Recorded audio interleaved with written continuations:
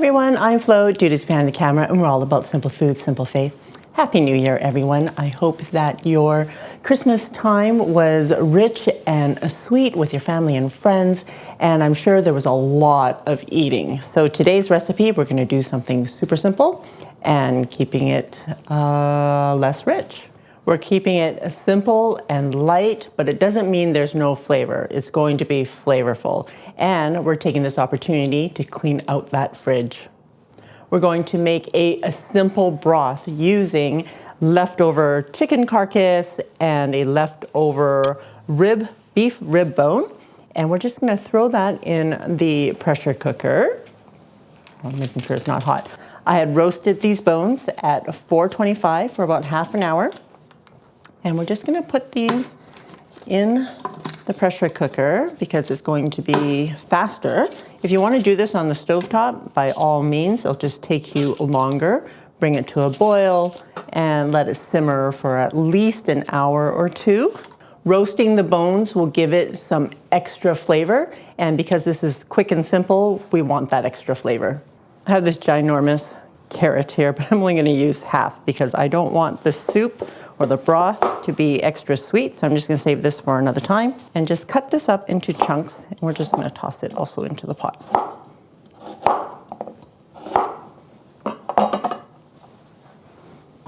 Also going to add 1 onion. You can leave the ends on if you want, but kind of creeps me out a little bit. So I'm gonna cut it up just into quarters. I'm using some of the ginger for my pork that I'm also going to add to the noodles. So I'm just gonna grate a little bit of it, maybe about a teaspoon. Is that enough? Sure. And the rest of it, I'm just going to give it a smash and we're gonna add it to the broth. I'm gonna add enough water to just cover all the ingredients.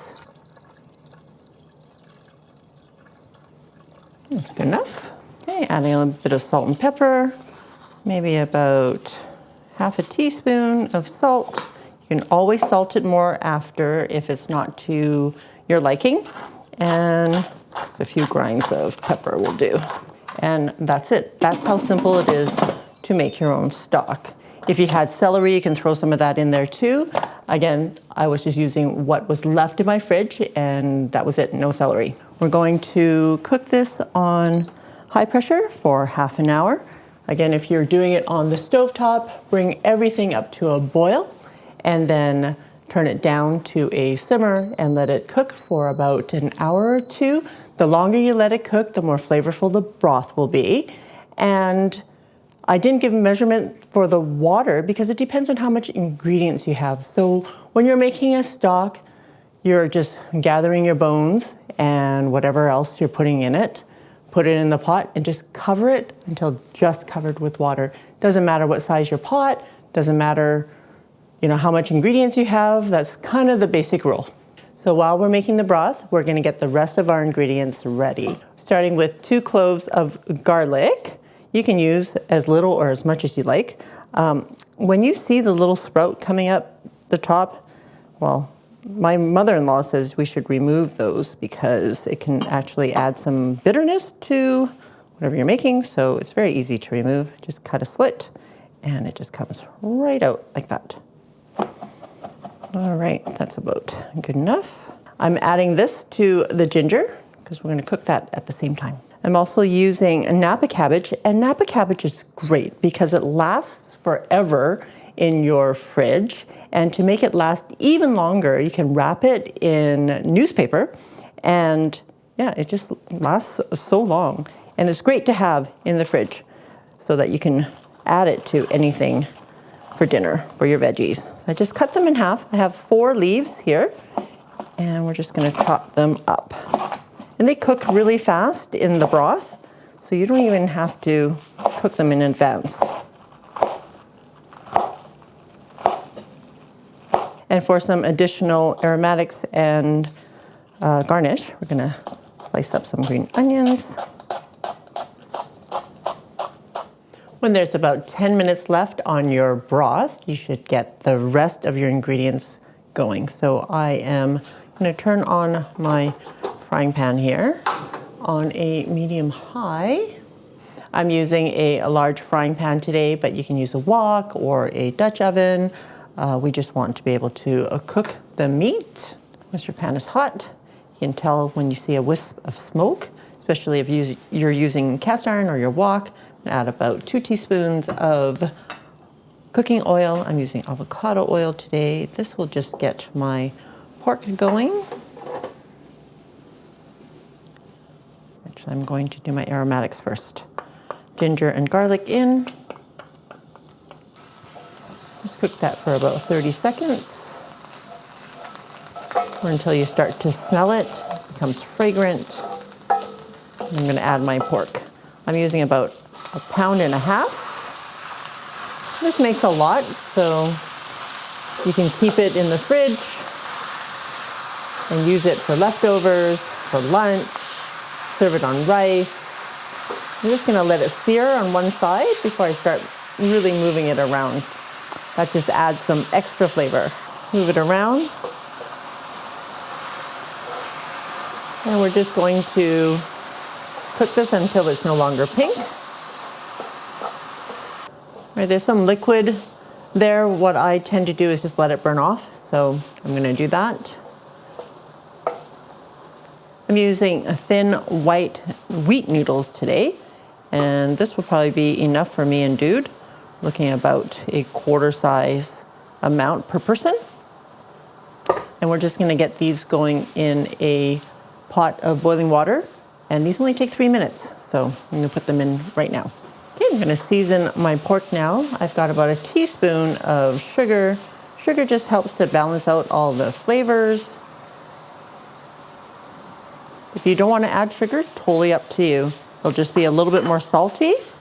I'm adding 1 tablespoon of regular soy sauce.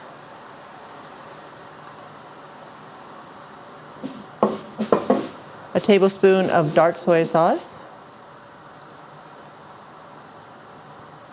A tablespoon of rice wine. This is just cooking wine. And a tablespoon of oyster sauce.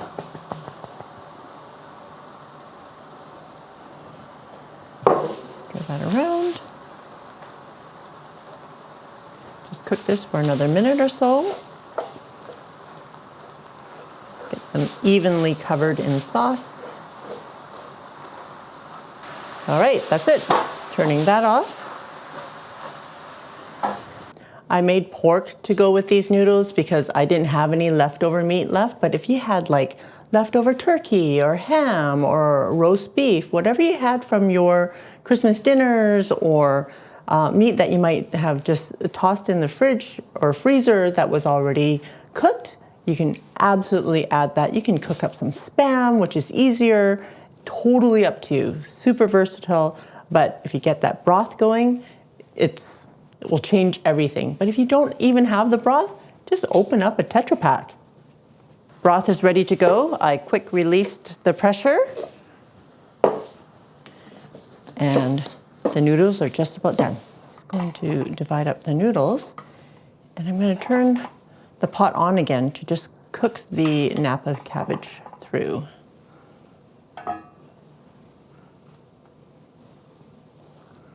Okay, I'm just going to do Dude's because he's doing the taste. So I'm just going to use half of the cabbage. This will just take about a minute. All right. You can cook them longer if you want them to be softer. All right, let's check out the broth. Oh, it smells so good. Okay, we're going to put some meat in with the noodles.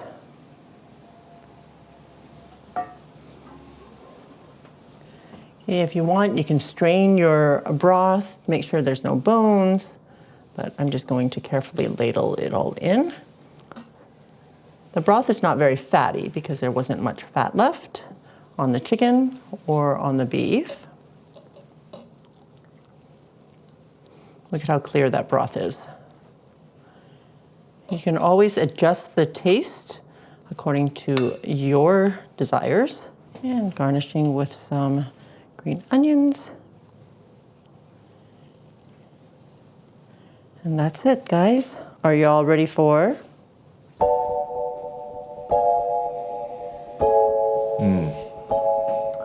Well, we're into the new year, guys. But after a time of feasting during Christmas and New Year with friends and family, all the rich food and a lot of leftovers, and what do? Well, you make something like this, and you get something that is intentionally light. Getting into the broth. Oh, the noodles have sucked up some of that broth already, but it's just the broth on its own.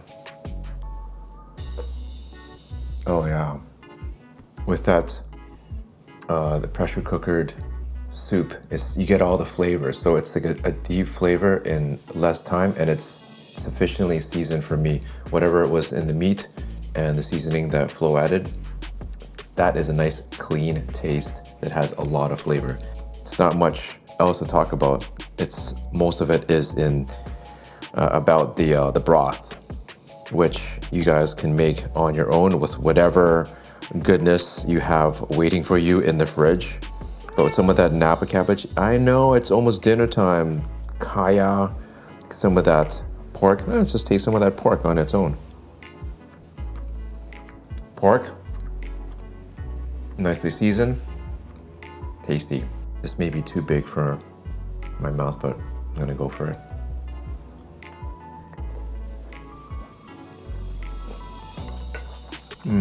It's good. It's a nice taste, a lot of different mouthfeels with the veg and the pork. You get the meatiness of the pork without super heavy feeling, super heavy taste. And together, it's just a nice, satisfying meal that will not weigh you down. And bring your favorite noodles, and it's gonna be a nice combo. Awesome, thanks, dude. So including roasting the bone time, it probably took me about an hour and 15 minutes to put this all together. It was really simple to do, guys. It doesn't take a lot of effort. It helps to clean out your fridge and help you to save some money and to eat well in 2025. For this recipe, check it out on my website, FLO'S.com.